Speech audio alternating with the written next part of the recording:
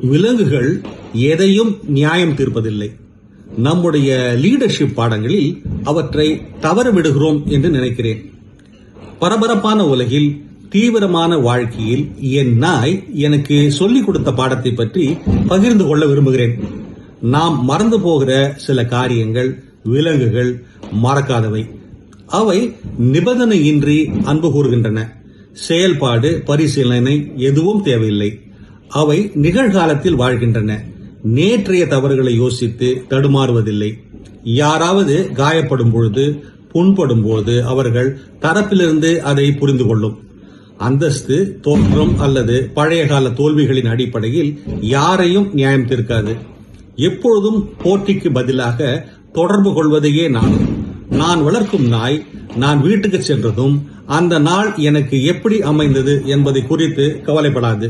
அன்றைக்கு கூட்டங்களில் நான் செய்த தவற்றை கருத்தில் கொள்ளாது. வாலாட்டும், என்னுடன் தொடர்பு கொள்ள ஆயத்தமாக இருக்கும். இதே ஆற்றலை நம்மால் நம் குழுவுக்கு, அதாவது டீமுக்கு கொண்டு போக முடிந்தால் எவ்வளவு நன்றாக இருக்கும். மக்கள் பாதுகாப்பாக, சுகமாக, யாரும் நம்மை குற்றப்படுத்துவதில் விடுவார்களோ என்ற பயமில்லாமல் இருக்கக்கூடிய இடங்களை நாம் உருவாக்கினால் எப்படி இருக்கும்?